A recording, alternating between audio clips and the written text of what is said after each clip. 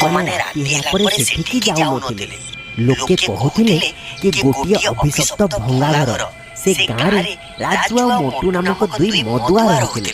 ସେ ସାରା ଦିନ ଗାଁରେ ମଦ ପିଇ ବୁଲୁଥିଲେ ଆଉ ସମସ୍ତଙ୍କୁ ହଇରାଣ କରୁଥିଲେ। ଗାଁ ଲୋକେ ତାଙ୍କୁ ପସନ୍ଦ କରୁନଥିଲେ। ମୋଟୁ ଭାଇ, ଆଜି ମତେ ଦରମା ମିଳିଛି। ଆଜି ତ ଇଂଲିଶ ମଦ ପିଇବା। କଣ ସତ କହୁଛୁ? ଆଜି ତ ମଜା ଆସିଯିବ।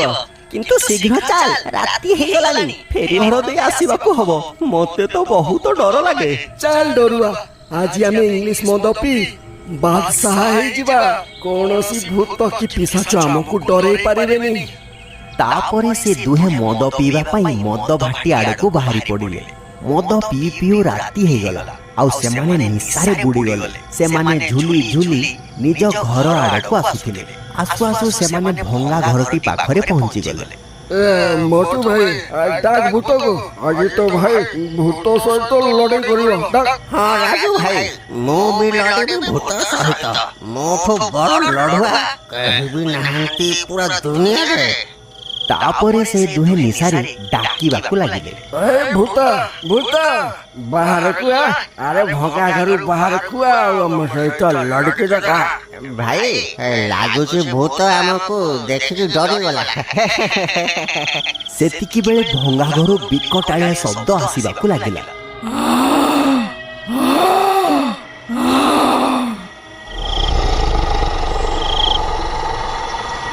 ଭାଇ, ଲାଗୁଛି ଭୂତ ଆମକୁ ଭିତରକୁ ଡାକୁଛି। ଚାଲ ମାରିକି ଆସିବା।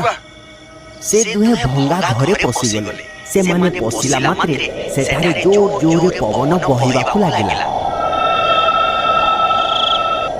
ଆଉ ବହୁତ ମାତ୍ରାରେ ମୂଷା ଏଠି ସେଠି ଦୌଡ଼ିବାକୁ ଲାଗିଲେ।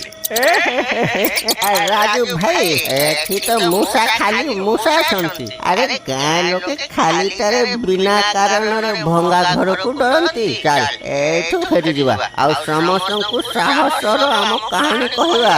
ତାପରେ ସେମାନେ ଯେମିତି ଫେରିବା ପାଇଁ ପଛକୁ ବୁଲିଲେ, ତାଙ୍କ ସାମ୍ନାରେ ଗୋଟିଏ ବଡ଼ ରାକ୍ଷସଟି ଛିଡ଼ା ଥିଲା, ଯାହାର ଶରୀର ମଣିଷ ଭଳି ଆଉ ମୁହଁ ମୂଷା ପରି ଥିଲା।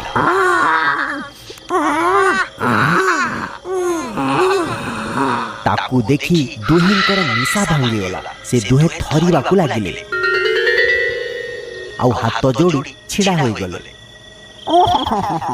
ତମେ ଲଢ଼ିବାକୁ ଚାହୁଁଥିଲ ମୋ ସହିତ?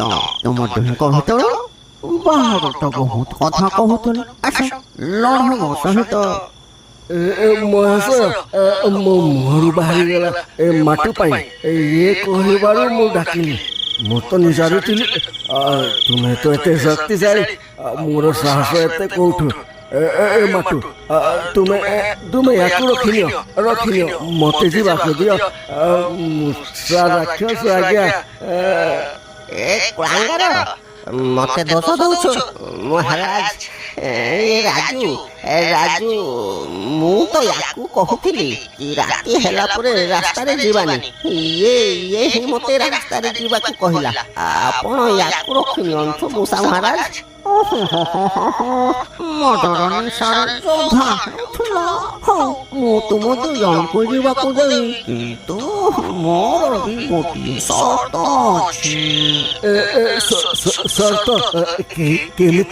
କେମିତିକା ସର୍ତ୍ତ? ମୁଁ ବହୁତ ଦିନରୁ ମଣିଷ ମାଂସର ସ୍ୱାଦ ଚାଖିନି। ତୁମେ ଦି ଜଣ ଟିକେ ଟିକେ ରକ୍ତ ମତେ ଦେଇଦିଅ, ନିଜ ହାତ କିମ୍ବା ଗୋଡ଼ରୁ। ବାସ୍, ମୁଁ ତାପରେ ତୁମକୁ ଯିବାକୁ ଦେବି। ରାଜୁ ଭାଇ, ମତେ ଲାଗୁଛି ଇଏ ଆମକୁ ମୂର୍ଖ ବନଉଛି। ଆମେ ୟାକୁ ହାତ ଦେବା ରକ୍ତ ପିଇବାକୁ, ଇଏ ପୁରା ହାତକୁ ହିଁ ଖାଇଯିବ। ଆମେ ଭୂତମାନେ କେବେ ମିଛ କହୁନୁ। ଖାଲି ଟିକେ କାମୁଡ଼ିଦେବି। ତାପରେ ସେ ଦୁହେଁ ନିଜ ନିଜ ହାତ ଆଗକୁ ବଢ଼େଇଲେ ଡରି ଡରି, ଆଉ ସେ ରାକ୍ଷସ ମୂଷା ଦୁହିଁଙ୍କ ହାତରୁ ଟିକେ ଟିକେ ରକ୍ତ ପିଇଲେ ଆଉ ତାଙ୍କୁ ଯିବା ପାଇଁ କହିଲା। ସେମାନେ ଭଙ୍ଗା ଘରୁ ବାହାରି ଆସିଲେ। ମୂର୍ଖ ତାଙ୍କୁ ତ ଜଣାନାହିଁ। ମୁଁ ତାଙ୍କ ହାତରେ କାମୁଡ଼ି ନିଜର ହନ୍ତା ବାରସକୁ ତାଙ୍କ ଭିତରେ ଛାଡ଼ି ଦେଇଛି। ଏବେ ଏମାନେ ମୂଷା ହେଇଯିବେ। ଆଉ ତାଙ୍କ ସାହାଯ୍ୟରେ ମୁଁ ପୁରା ଗାଁରେ ନିଜର ସନ୍ତାବାରକୁ ପ୍ରସାର କରି ପକେଇ। ସେ ଦୁହେଁ ବି ଘରେ ପହଞ୍ଚି ନିଶା ଥିବା କାରଣରୁ ଶୋଇ ପଡ଼ିଲେ। ତାପରେ ସକାଳ ହେବାରୁ ମୁଁ ତ ଥକି ଗଲିଣି। ସାରା ଦିନ ମଦ ପିଇ ରାତି ସାରା ଶୋଉଛି। ଘର ଲୋକଙ୍କର କିଛି ଚିନ୍ତା ନାହିଁ। ହେ ଭଗବାନ, କେମିତିଆ ଲୋକଟେ ଦେଇଛ ମତେ? କଣ ପାପ କରିଥିଲି ମୁଁ? ତାପରେ ସେ ରାଜୁର ରୁମକୁ ଗଲା ଆଉ ସେଠିକାର ଦୃଶ୍ୟ ଦେଖି ତା ଗୋଡ଼ ତଳୁ ମାଟି ଖସିଗଲା।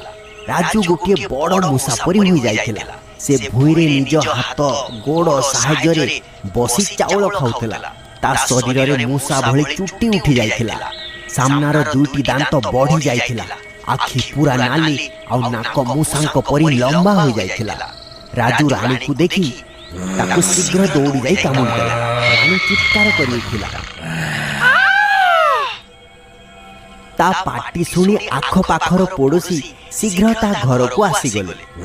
ରାଜୁ ଲୋକଙ୍କୁ ଆସୁଥିବାର ଦେଖି ମୂଷା ଭଳି ଛାତ ଉପରେ ଥିବା ଛାଜାରେ ବସିଗଲା। ଲୋକେ ଦେଖିଲେ ରାଣୀ ଭୂଇଁ ଉପରେ ପଡ଼ିଛି ଆଉ ତା ଗୋଡ଼ରୁ ରକ୍ତ ବାହାରୁଛି।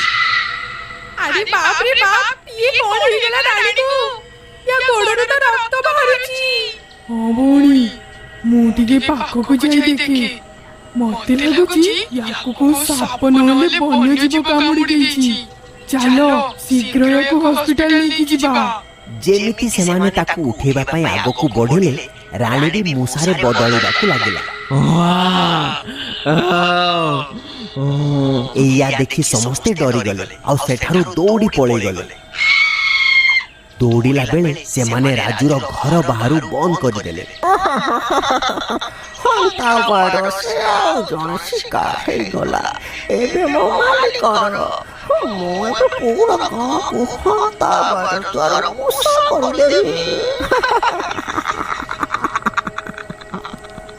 ଅନ୍ୟପଟେ ମାଟୁ ପତ୍ନୀର ଆଖି ଖୋଲିଲା। ସେ ଦେଖିଲା ତା ସ୍ୱାମୀ ବି ମୂଷା ରାକ୍ଷସ ହୋଇଯାଇଛି। କିନ୍ତୁ ସେ ବୁଦ୍ଧିମତାର ସହିତ କିଛି ନ